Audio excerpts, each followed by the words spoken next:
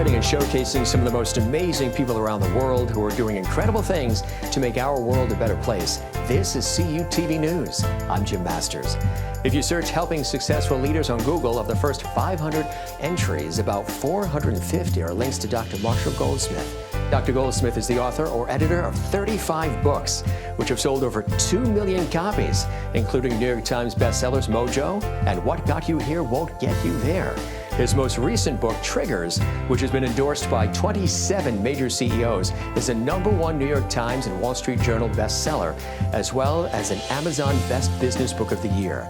Dr. Goldsmith is one of a select few advisors who's been asked to work with over 200 major CEOs.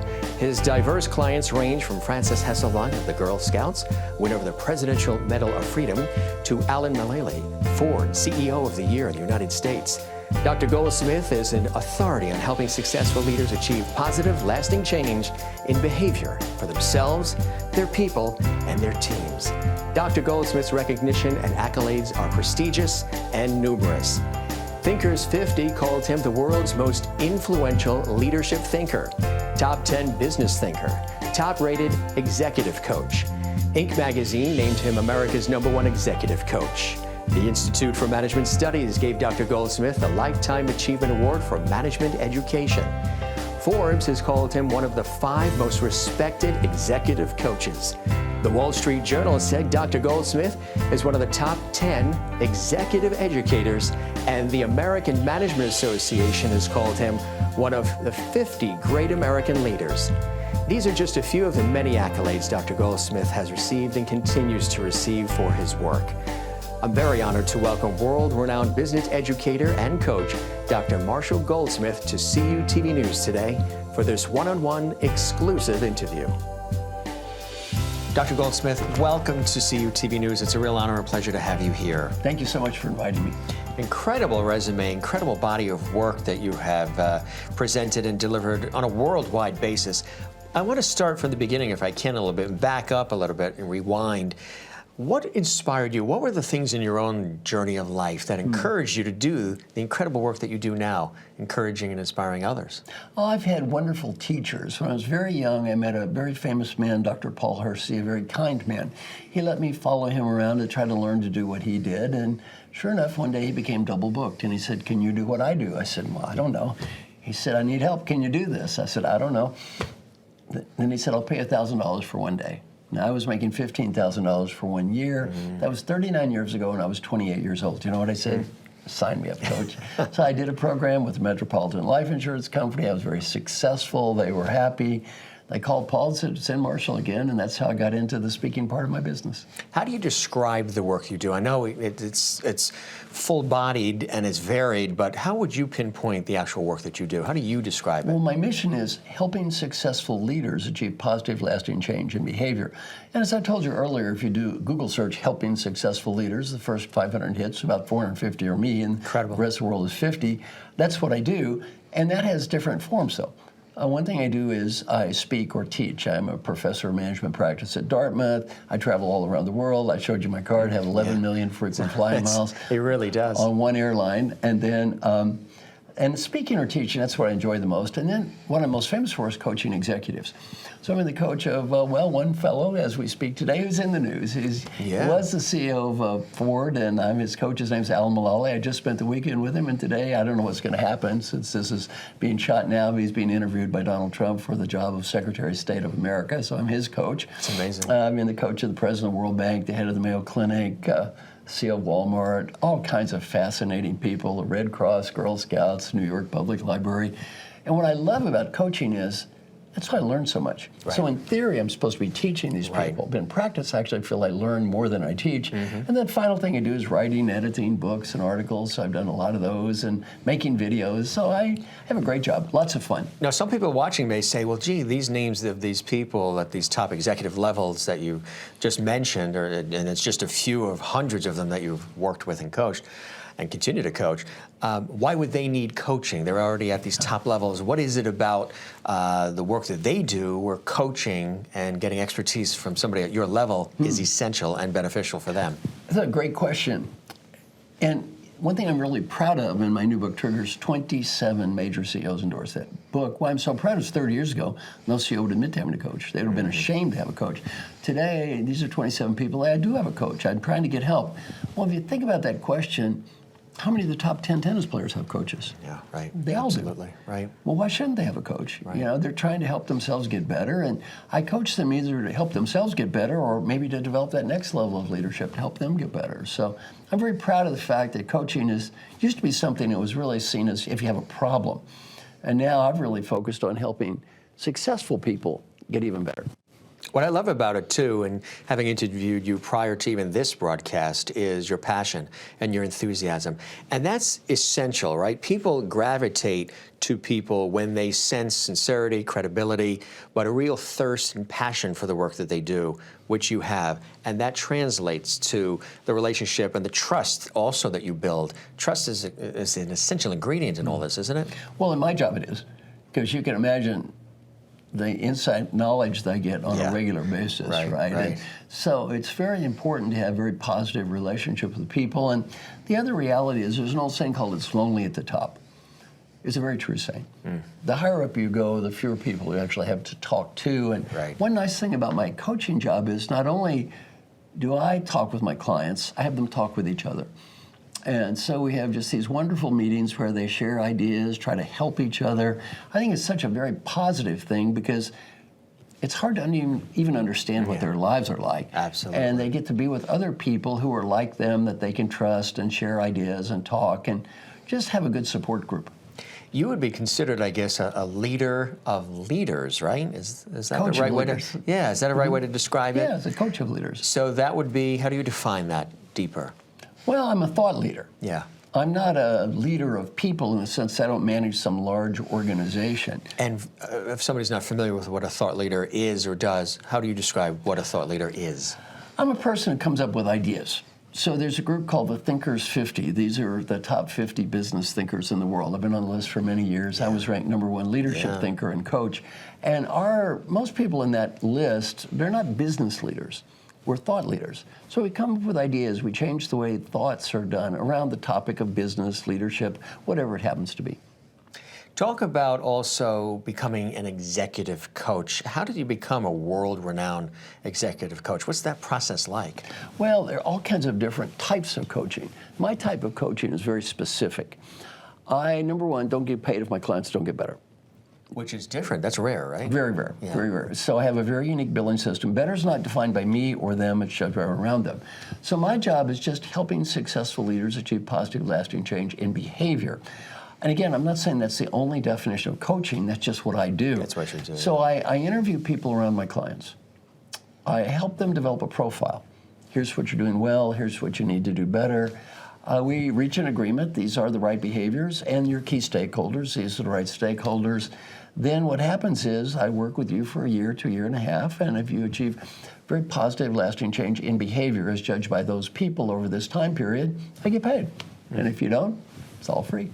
So in terms of the people that you work with, are you looking for a certain type of person? Are there certain qualities? Are they at a certain level before you work with them? Well, a couple of things. One, the level, they're either CEOs or could be CEOs of huge organizations. That's just largely because they charge a lot of money. My coaching process, though, works equally well with first-line supervisors. Over 1,800 people have been certified in my coaching process. Tens of thousands of people from around the world have used it, many with great, great success. And it's a very transferable process. My personal coaching, though, is usually, well, it's almost always CEO or could be CEO of huge companies. And I'm either helping the CEO get better and be a great role model or helping the CEO develop that next future CEO. Where do you think this desire comes from within you to do this work? Well, I just love the work. I mean, I'm sure I'm going to work till I die. I hope so. I don't really want to play bad golf with old men at the country club, eating chicken sandwiches and discussing gallbladder surgery. So I love what I do, and I love it in different ways. I love the speaking part because it's just fun for me. I enjoy it. It's like entertainment. It's fun. We talked about entertainment. It's like that.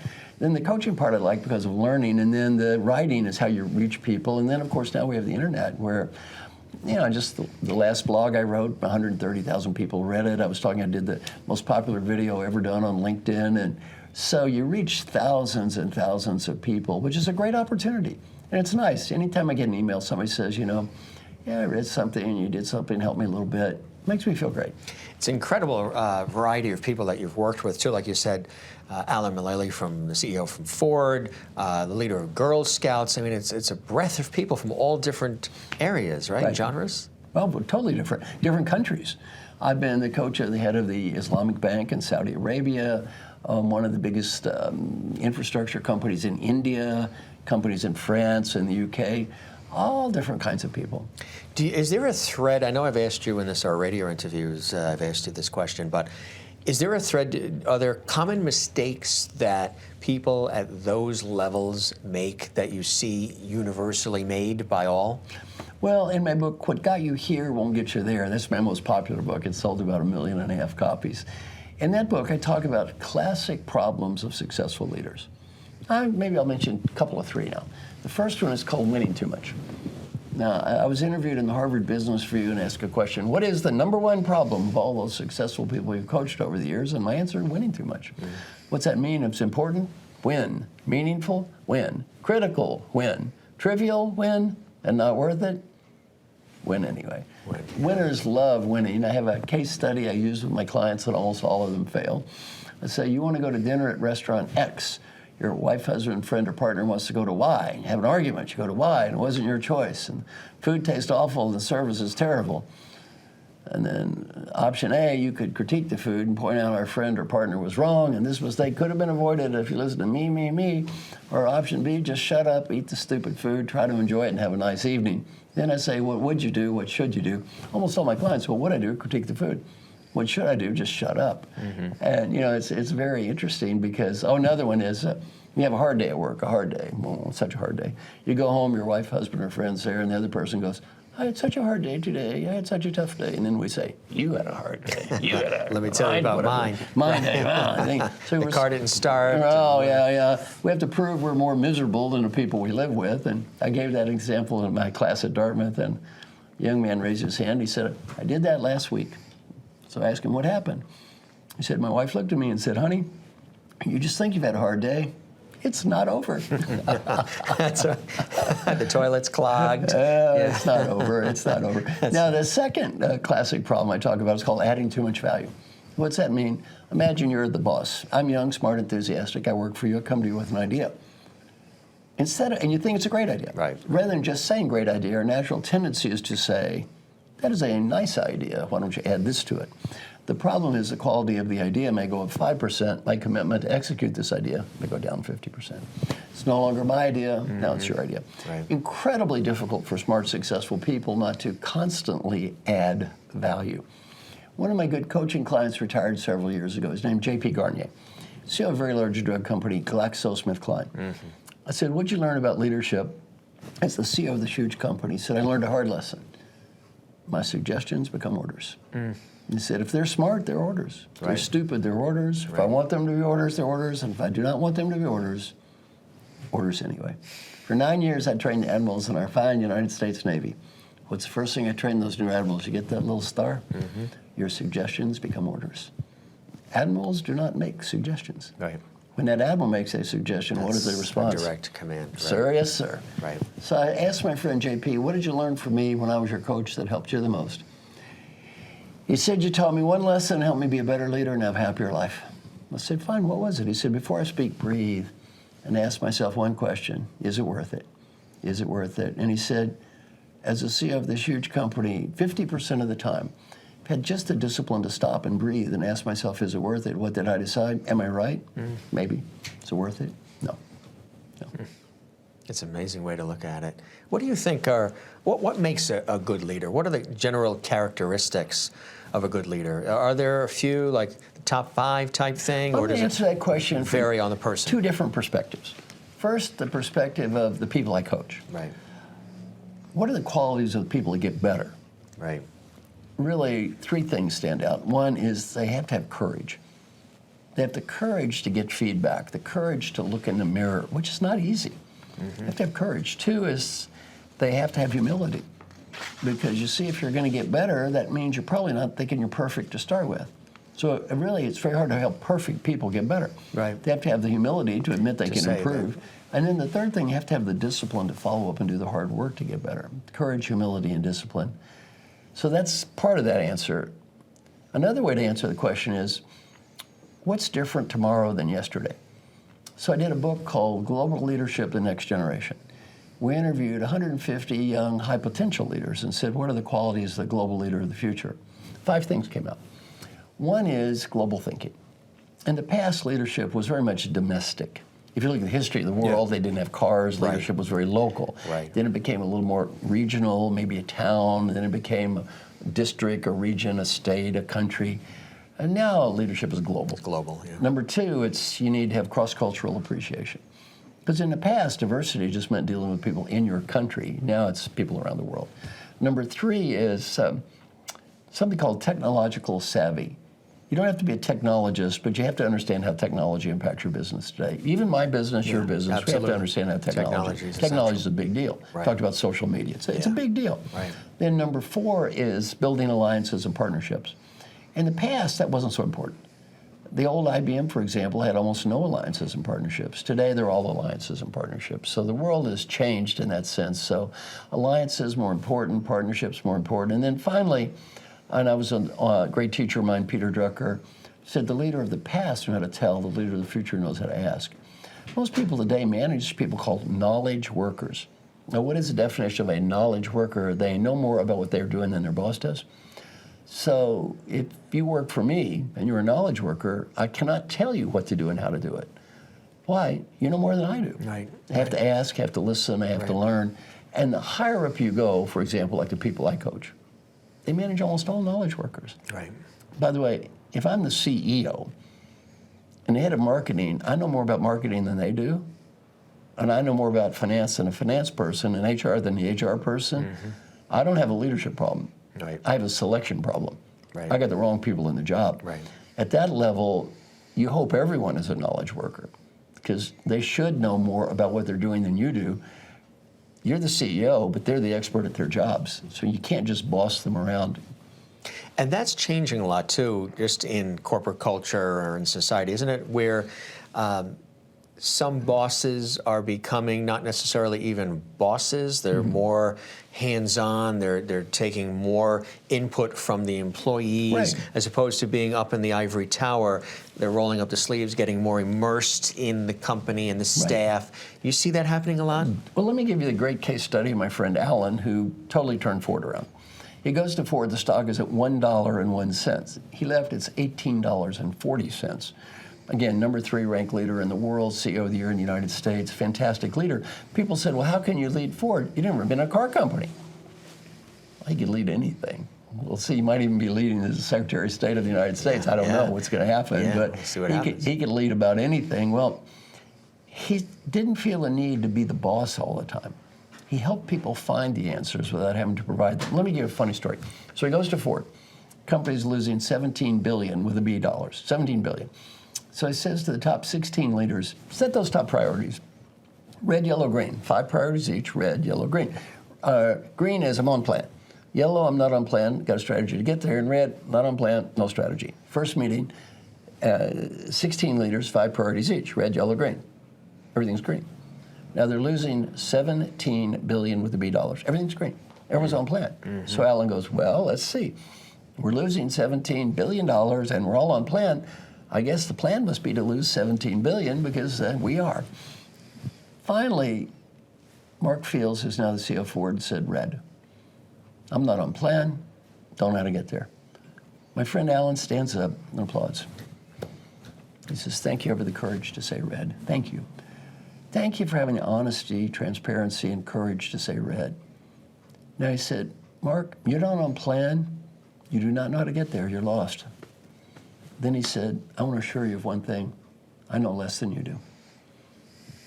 I don't have the answer. He said, we manage hundreds of thousands of people.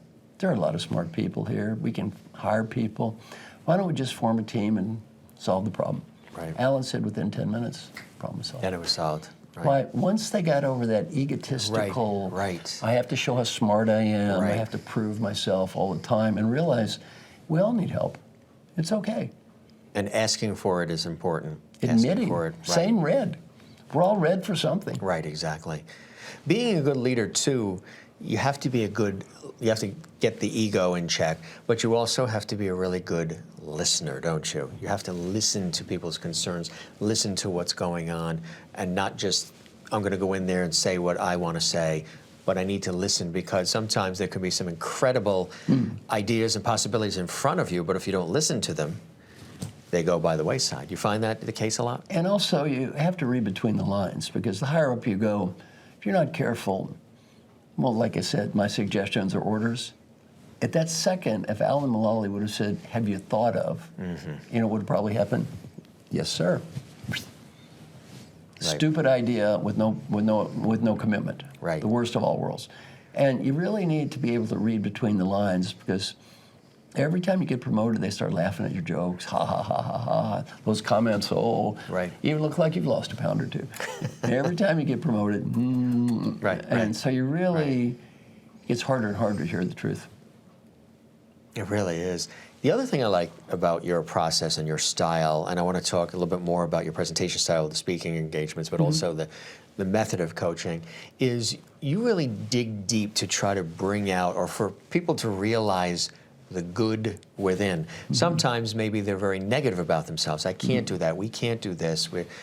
But to really bring out the good in them, and the good in them reinforces everything that they're about, right? Well, you know, it's interesting. We often stereotype ourselves in really unfortunate ways, and this goes back to maybe we're children. So I'll coach them and say, I can't listen. I've never been able to listen. I can't. Look in the guy's ear. Why can't you listen? Because I'm stuck in there? Well, you know.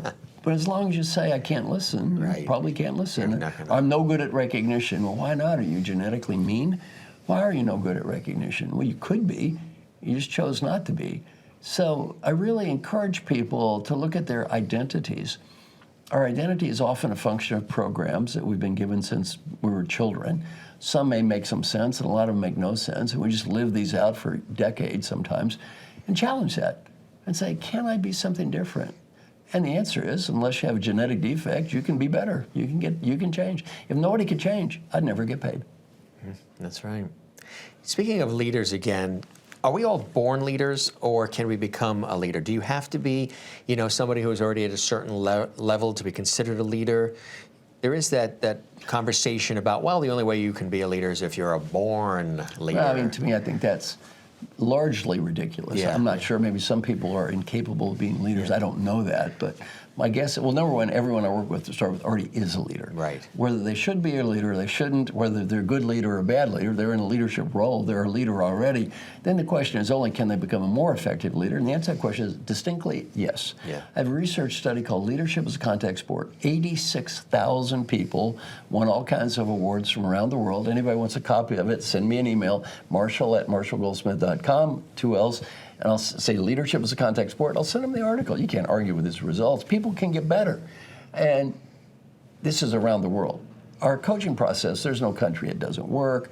There's no industry it doesn't work. There's no place it doesn't work. It pretty much always works. They have to do the work they're required to get better. So number one, can leaders get better? Yes. And number two, you shouldn't stereotype yourself. Right. I can't be a good leader. Well, why not? Right. Unless you have an incurable genetic defect, then you can change. Now, if you have an incurable genetic defect, you can't change. Or, for example, I can't make myself taller. Well, I can. There's certain things you shouldn't dwell on and waste time with you're not going to because change. You're spinning your wheels. Yeah. On the other hand, when it comes to behavior, we can almost always change. Let me give you a simple test. Let's take one behavior, listening. You say, I'm a bad listener. I have a question.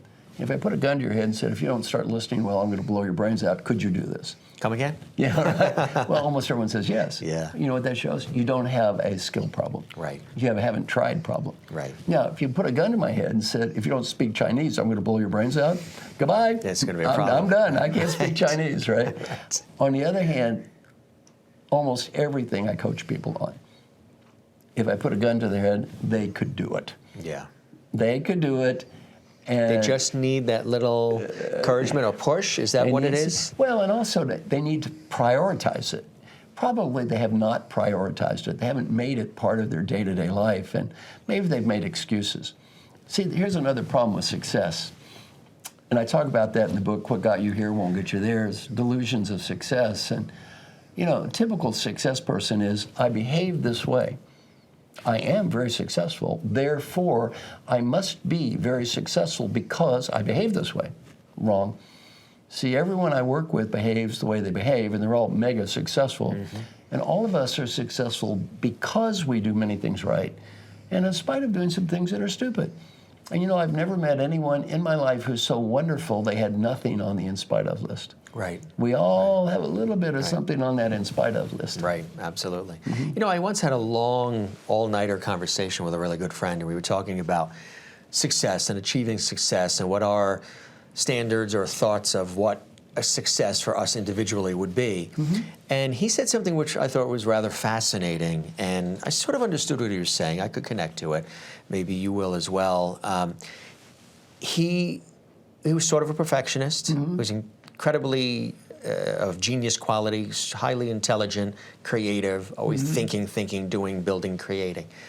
Not always finishing everything he was building, doing, and creating, but always coming up with new ideas. He told me that he feared reaching, which was a block for him, he feared reaching epic, total, complete success of what he felt success in his mind was, because if he reached that level of success and it didn't match up to what his dream of it would be, it would be a total letdown. And then when you reach that pinnacle of success, the only place you have is to go down. So how do you speak to somebody who has that drive, that thirst for success, but fears the success not being what they dreamed it would be? Well, his philosophy is very Western philosophy. My philosophy is more Eastern or Buddhist philosophy on this topic. I mean, you know, his philosophy is things will be better when. Right.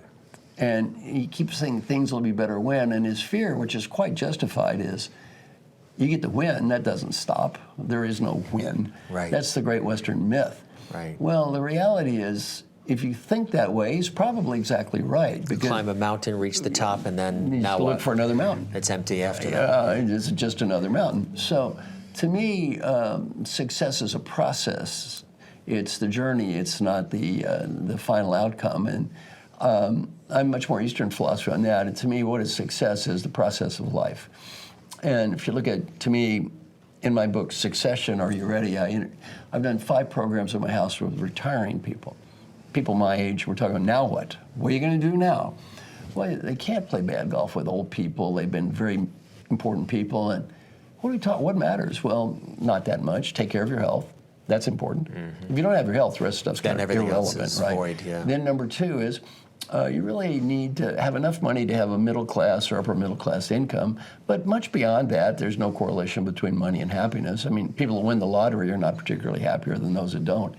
Then after that, if anything, sometimes unhappy. It goes both ways, right? Sometimes worse. Right. And then you need some sort of baseline income. Then you need to have health. Then you need to have good relationships, people you love. That's important. After that, what matters? 2 things: happiness and meaning. And you need simultaneous happiness and meaning. What is happiness? I love the process of what I'm doing. And what is meaning? The outcomes are important to me. And you need both. Because if you, for example, enjoy something, but it has no meaning, it gets empty after a while. Playing golf, going on the 12th cruise. The cruise director jokes are not that funny after the 10th cruise. You've heard the same jokes over and over. Yeah, it gets kind of empty. On the other hand, if you're doing something meaningful but you don't love the process, you're kind of a martyr or victim, and there's no use being as successful as people I work with being a victim or a martyr. So you need both. You go. And my daughter is a professor at Northwestern, Kelly Goldsmith, and we've done research on this, and you need to have, the more hours you spend doing things that simultaneously make you happy and provide meaning, the more satisfied you are with your life. Yeah. Absolutely. Talk about a little bit more about your coaching methods. How would you describe your style of coaching? I'm much more of a coach as a facilitator. I mentioned my friend Alan Mulally is a leader as a facilitator. That's why we get along. Right. My coaching process and his leadership process are basically the same process.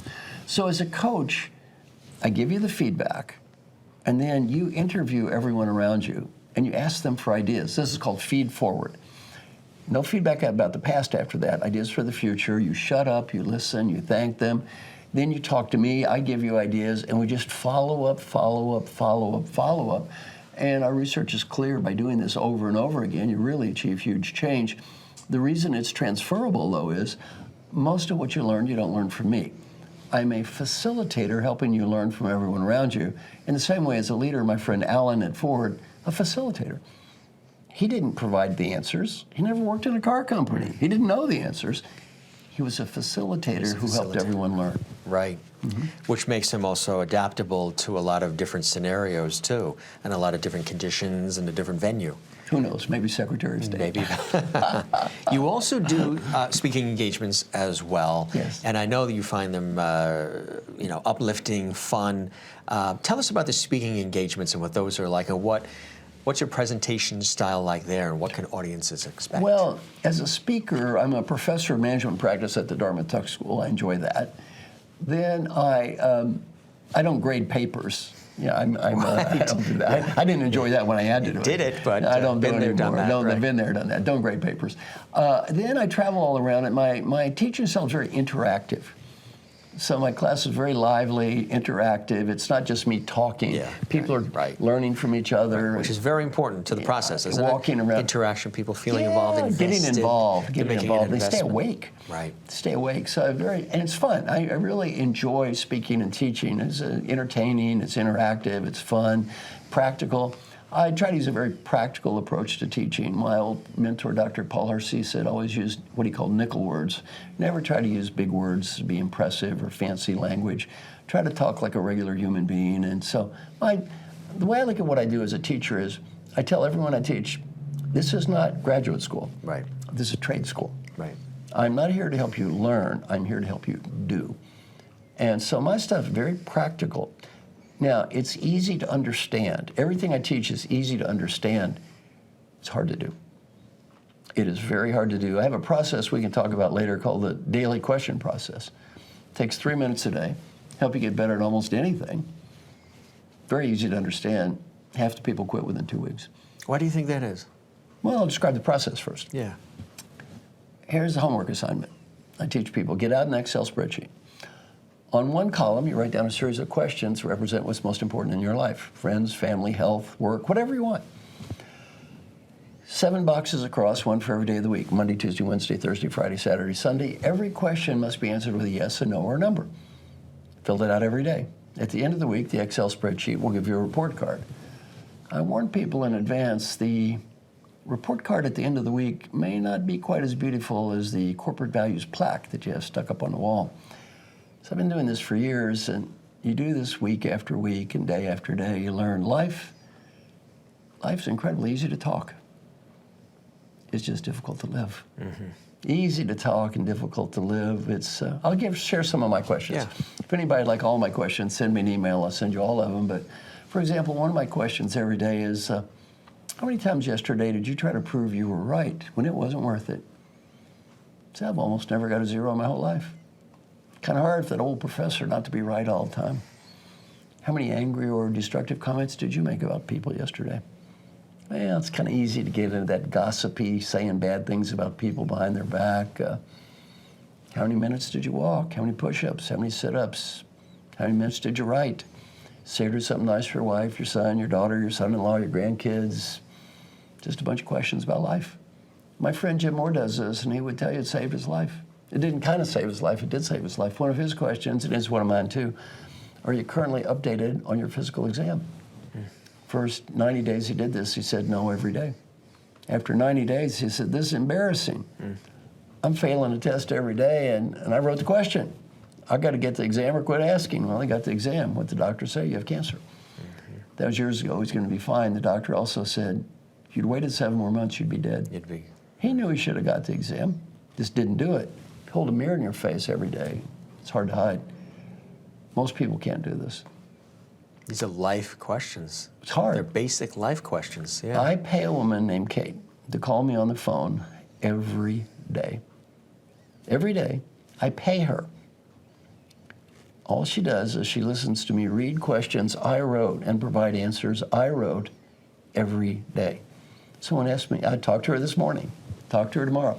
So I said, why do you pay a woman to call you on the phone every day. Don't you know the theory about how to change behavior? You see, I wrote the theory about how to change behavior. That's why I pay a woman to call me on a phone every day. I know how hard this is. You see, in my classes, I always say this. My name is Marshall Goldsmith. I'm the world's leading executive coach. I pay a woman to call me on the phone every day just to listen to me read questions I wrote and provide answers I wrote every day. Why do I do that? You see, my name is Marshall Goldsmith. I'm too cowardly to do this by myself, and I'm too undisciplined. I need help. And it's okay. Yeah. It's okay. See, once we get over that silly macho, right, I can do it on my own, come on. I teach my classes. I'll say, who needs to be a better listener? Guy raised his hand. I say, what's your name? Joe. Joe, how many years you been needing to be a better listener? He'd say, 30. I'll say, repeat after me. My name is Joe. I need to be a better listener. I have not fixed this by myself in 30 years. Who am I kidding? I'm not going to fix this by myself in the future. Right. I need help. It's okay. One of the world's greatest choreographers, Twyla Tharp, same personal trainer for 25 years. Why? Trainer doesn't teach her anything new. She's smart enough to say, my name is Twyla Tharp. That's one of the hardest things, I think, in life. It probably goes as far back as when you were in school and you didn't understand that math equation, but you were fearful of raising your hand to ask. Yeah. So you went through life and getting F's on tests because you never went up because all the kids would look at you or whatever. So many people do that. Or you figure that, oh, I can do this myself. Do you find that a cultural thing sometimes too, that certain people It's just all around the world. Don't ask for help? It's all, I'll give you the... I'll help you, but I don't need help. I'll give you the worst example. There's a great book called The Checklist Manifesto, published by Dr. Atul Gawande from Harvard Medical School. His research is very sobering. If you go in for a surgery and the nurse asks the doctor a series of very simple questions from a checklist, the odds on unneeded infection plummet and the death rate's cut by about 2/3. It's not a theory, it's a fact. The huge majority of hospitals around the world do not allow the nurse to ask the doctor the questions. Why? Ego. According to Dr. Gawande, more people have died because of the egos of surgeons than died in the Vietnam War, the Afghan War, and the Iraqi War combined. The doctor is too proud to say, I am a surgeon. I need help, and it's okay. So guess what happens? People die every day. By the way, I shared this process with Dr. Gawande, and he said, I'm going to implement this in my own life. I asked him why. He said, maybe once every, 2 or 3 months, the nurse will ask me, did you wash your hands? And he said, my answer is, I don't know. Thank you for asking. He said, I cannot remember every now and again if I washed my hands 5 minutes ago. And he said, I wrote a book on washing hands. Then he said, how many days did I forget to be happy? How many days did I forget the people I loved? And how many days did I forget what mattered in life? You know what he said? Far too many days. Far too many days. Well, see, it's very good to have those reminders. Keep that stuff in your head, and everything I teach people is easy to understand and hard to do. My book, What Got You Here, won't get you there. If you read that book, you read funny story after funny story. It's not funny. Read the book. What a bunch of idiots. Those people are so dumb. Yeah. The idiots in the book all have IQs of 150, and they're CEOs of multi-billion-dollar companies. And you know what they'll tell you? This stuff is easy to understand, and this stuff is hard to do. A lot of people are in the search for happiness, and they're trying to do everything they can to create happiness. Is happiness something that you can create, or is it something that has to happen naturally? How do you know when you're actually, quote unquote, happy? You can help yourself be a lot happier, if you try. Let me tell you a couple of examples of that. I'm going to ramble around a little bit, but I'll get your point. First is the Great Western Disease. I will be happy when I get the money status, BMW condominium. The Great Western art form, you may have seen this before. It's almost always the same. I'll describe it to you. And there is a person, person is sad, they spend money, they buy a product. Instant gratification. And they become happy. This is called a commercial. Have you seen one of those before? Yeah. How many times? Yeah, multiple. Constant. Yeah. Everywhere. Everywhere, the message. Planes, trains, boats. Everything. Yeah. You will be happy when? Wrong. If you buy this, if you have this, if you own this, if you wear this, if you eat this, if you smell like this. Happiness, at the end of the day, does not come from out there. Happiness comes from in here. And you really can help yourself. Let me go winding a little bit here. My daughter, Kelly, helped me with my research. Again, the professor, we studied the concept of employee engagement. Turned out almost everything in employee engagement is the company is going to make you engaged. If the company does this, you will be engaged. And since there's been almost no progress in this field in the last 30 years, I'm kind of skeptical how well it's working. I listened to this talk and I realized 100% is what can the company do and 0% is what can you do. So we came up with an idea, teach people to engage themselves. Quit waiting for the company to engage you. And so my daughter also said everything in employee engagement is around something called a passive question. Do you have clear goals? Passive question. Do you have a friend at work? Passive question. She said, passive questions, you ask somebody that, they blame the environment. My daughter taught me active questions, especially that begin with the sentence, the question, did I do my best to? 6 questions every day. If you just ask yourself these 6 questions every day, life is better. Number 1, did I do my best to set clear goals? Rather than saying, did the company set goals for me, did I do my best to set goals for myself? Number 2, did I do my best to make progress toward achieving my goals? Rather than saying, did someone else help me, did I do my best? Number 3, did I do my best to find meaning? Number 4, did I do my best to be happy? Number 5, did I do my best to build positive relationships? And 6, did I do my best to be fully engaged? These 6 questions every day. Now if any of your listeners would like to be tested, I've done research, I think 94 studies, over 2,700 people. 10 days later, after being tested on the 6 questions, 46% said I got better at everything. 75% said I got better at 4 out of 6. 94% said I got better at 1. About 6% stayed the same, and almost nobody gets worse, less than 1%. Why? They get me to focus not on what I cannot do. They get me to focus on what I can do. Now, my favorite story about this in my book, Triggers. I never coached a medical doctor until recently. So now I'm coaching 3 of them. And these are 3 of the smartest people I ever met, and I have the permission to use their names, and they are in the book. One of them is my good friend who I just was with about 2 nights ago, Dr. Jim Kim. Dr. Jim used to be the president of Dartmouth College, and now he's president of World Bank, and has a simultaneous MD and PhD with honors from Harvard in anthropology in 5 years.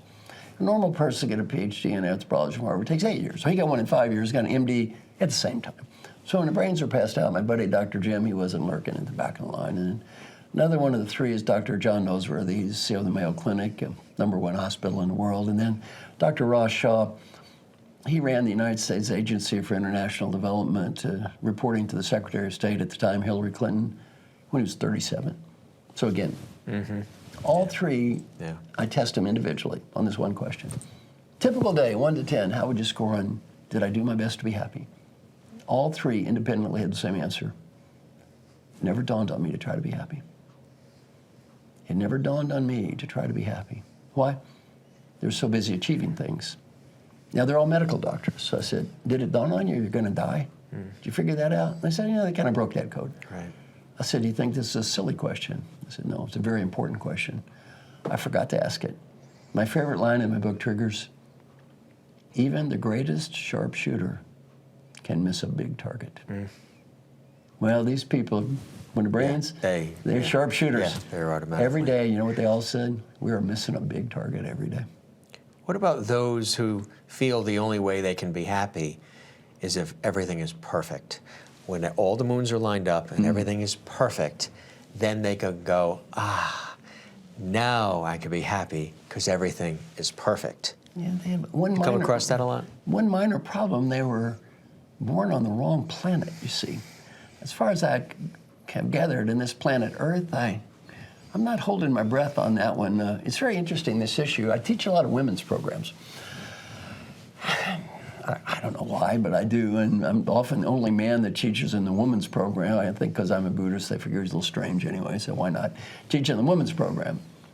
And the average woman in 360 feedback gets better leadership feedback than the average man. That doesn't mean every woman does. The average woman scores higher than the average man. Some huge studies have sort of documented this. The average woman has one issue to deal with much more than the average man. The reason I'm bringing this up is the one you've mentioned. the desire to be the perfect everything to everyone. And women are harder on themselves than men. So one coach I have with women much more than men is, please don't be too hard on yourself. You can't be the perfect everything. Don't be too hard on yourself. Don't be too hard on yourself. Then I say for men, I say, men, for us, there's bad news yet good news. Bad news as leaders is, according to all this research, we're not as good. Good news is, we don't care. That's a great way to look at it. Not as good, but they don't care. Do we often, as a people, get in the way of ourselves? Oh, yeah. And that creates these blockages. Oh, let me give you back to my daily questions. The hardest question you can ask. Because that's a theme that I see here in a way that it's what I get paid for. And by the way, I've been doing this daily question thing for years, and I'm amazed at I think that's incredible. I'm amazed at my own incredible skill of screwing something up almost every day. I shock myself at my ability on a daily basis. How about you? Do you ever notice every day screwing up a little something there? Yeah. I keep thinking I'll slide through a few days, and no, not so much. Pretty much every day. It's not often, but I mean, no. Well, you know, it's interesting. I'm going to give you We'll talk after. the hardest question you can ask yourself every day, and it's totally not intuitive. It has 4 qualities to challenge yourself with every day. Number 1, you write the question. You say, well, why would that be hard? You cannot blame the idiot that wrote the question. You know the answer. Why is that hard? You can't say you don't know how to do it. Right. You know it's important. Right. And all you have to do to make a high score is try. Don't even have to succeed, just try. You might think that'd be the easiest question every day. No, it's the hardest. You know why? Nobody to blame. I wrote the question, I know the answer, I know it's important, I didn't try. Whose fault would that be? Look in a mirror. Because when you have somebody to blame, it's sort of like an escape clause, isn't it? Not sort of. It is. It is an escape clause, It is, right? yeah. So much more fun. Right, because you take responsibility, right, and you learn from it, Yeah. Which is important if you're going to grow and you're going to expand your horizons. Easy in theory. Let's talk about the books, because you have you have been, how do you have time with the 11 million frequent flyer miles to write all these incredible books? Well, now let me talk about my 3 best ones. Yes. Now, my 3 best books are 3 New York Times bestsellers. Yeah, they all One are. of them is What Got You Here Won't Get You There. That one has sold the most. That was my 23rd book. And by the way, after writing 22 books, it was very good to write one somebody finally bought. So that's good. This book. That's this one here. That one that's sold 1.5 million copies. Yeah. Tell us about this book. What is this book? Well, let me tell you something about all 3 first. Yes. My second popular book is called Mojo. Mojo. That was also a New York Times bestseller. That's this guy here. And then the third popular book is Triggers, this one here. That made it up to #1 in both the New York Times and Wall Street Journal bestseller. Now, all 3 of these books, are you ready, are incredibly well written. Now, why can I say that without bragging? I didn't write them. Really? See this name right here? Mark Ryder, my buddy. He's my partner.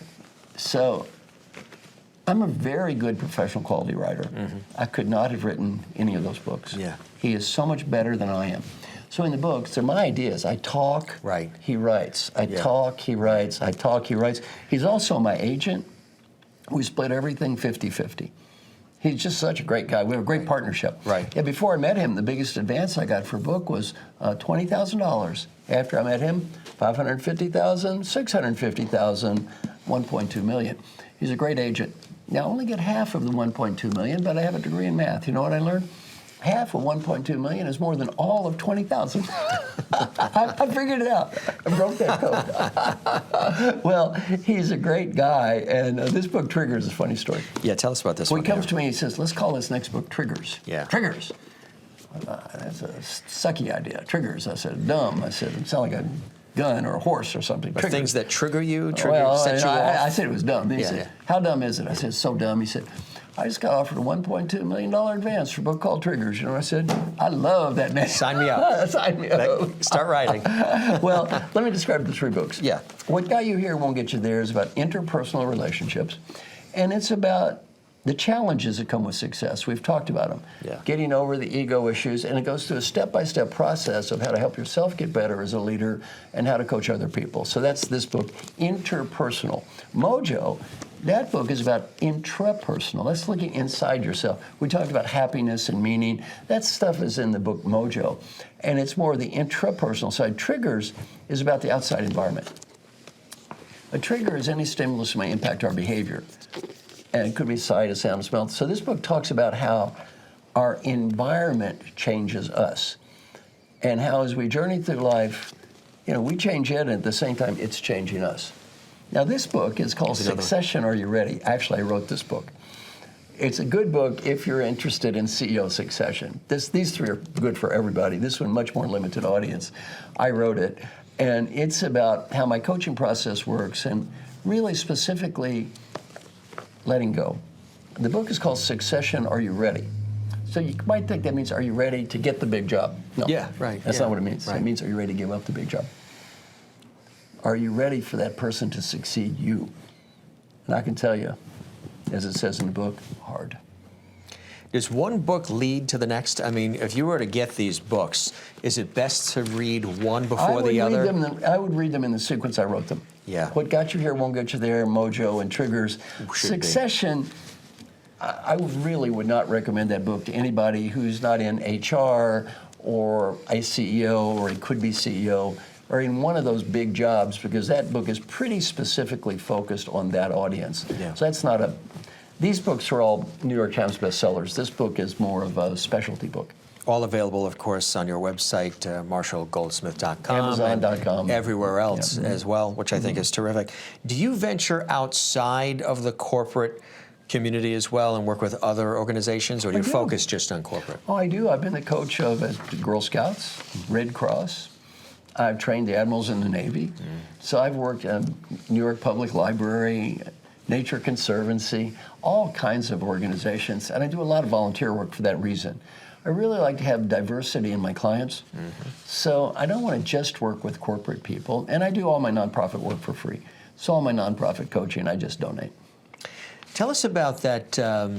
I know you're very involved in the 15 Coaches, and tell us about that program, what that's about.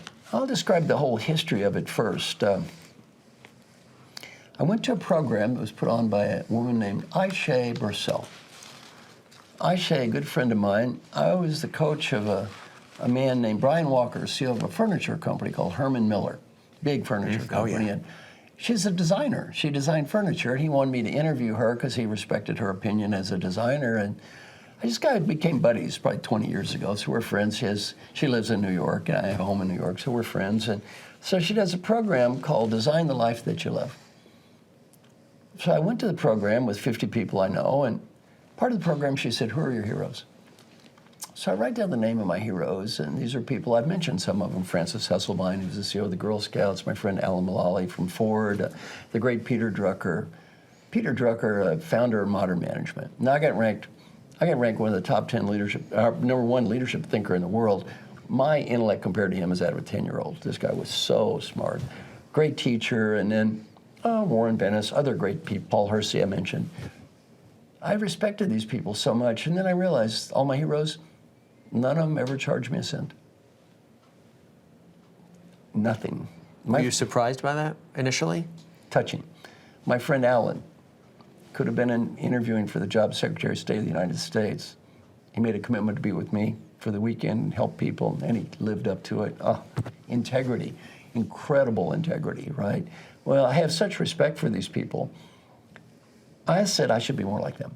So I said, I'm going to adopt 15 people, teach them everything I know for free, and kind of recognition of the people that helped me. And all they have to do when they get old is the same thing.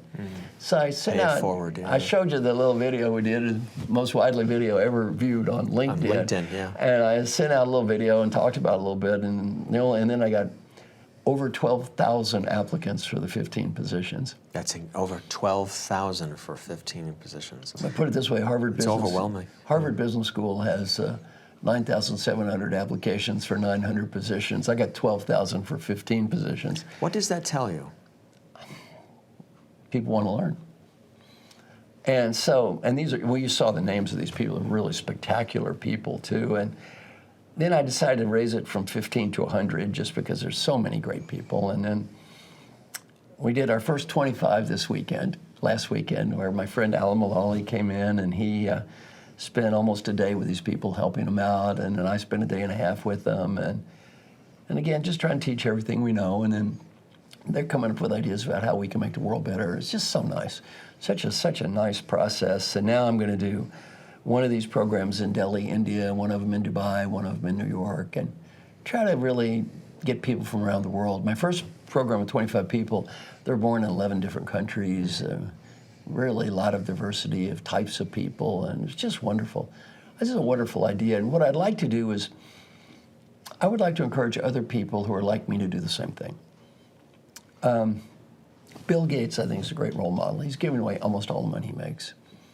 Mark Zuckerberg, Warren Buffett, almost all they're giving away. Well, I would like to encourage people like me who write books and are noted for thinkers, give away everything we know. In a way, it's even nicer, because if I give you money, the money's gone.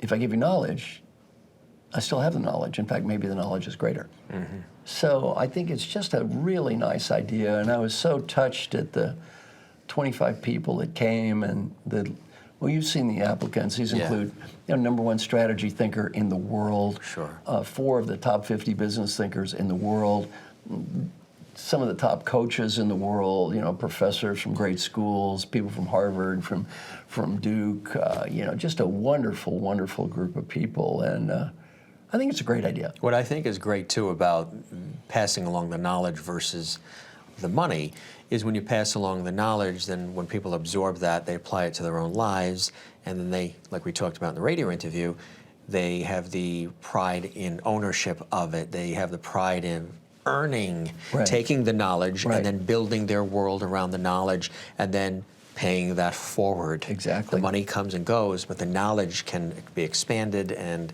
there's nothing better than when you've earned it yourself.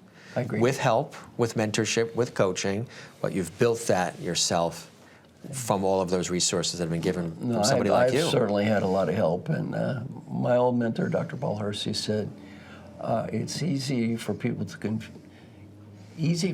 think you're tall when you're standing on the shoulder of a giant. So it's a great saying. It really is. It's a great saying.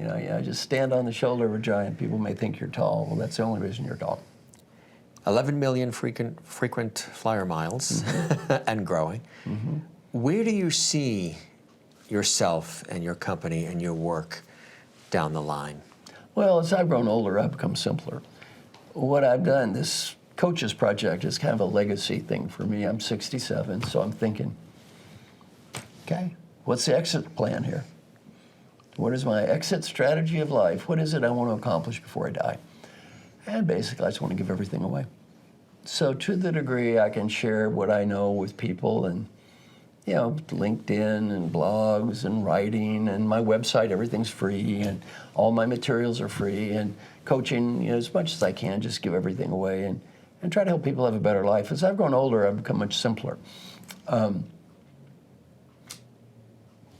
One person calls me up on the phone and says, "Thank you, my life is a little better because I met you," or one email. That's good enough. I'm declaring victory in life. I'm probably not going to cure cancer, save the world for democracy and global warming. I may not fix it by myself. So I'm kind of like, how about helping people have a little better life? That's good enough.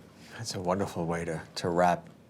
What would you say you're most proud of? I mean, it's probably very hard to answer that question because you've done so many different things and continue to, and you've touched so many lives, but are there 1 or 2 things that really stand out for you that... Well, other than family, of course, other than my family, I'm, again, proud of the small things. It's not the big things, and books and all that stuff's nice and all that, but the little, just the more human, small things of life that people have a little better life. And also, if I help a leader, so many people have a better life because their shadows so long. Right. Let me finish with my best coaching advice in the world. Best coaching advice your listeners are ever going to get, and that's breathe. Imagine you're 95 years old and you're just getting ready to die. But right before you take that last breath on that deathbed, you're given a beautiful gift. The ability to go back in time and talk to the person who's listening to me right now.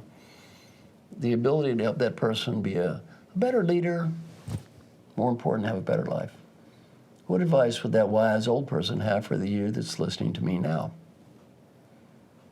Well, whatever people are thinking now, they should do that. In terms of a performance appraisal, that's the only one it's going to get. It's the only one that's going to matter. That old person says you did the right thing, you did, and that old person says you made a mistake, you did. You don't have to impress anybody else. Some friends of mine interviewed old folks who are dying, got to ask this question: what advice would you have?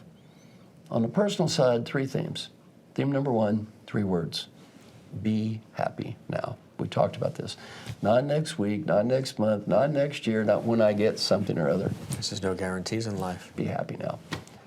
Be happy now. Great disease of the West, I'll be happy when. We all have exactly the same when. That old person is when. Learning point from old people: I got so busy chasing what I did not have, I never saw what I did have, and I had everything. Learning point 2, friends and family. Then you may think your coworkers are important. When you're 95 years old, you look around the deathbed, none of them are waving goodbye. No. You realize these friends, they're the only people that care.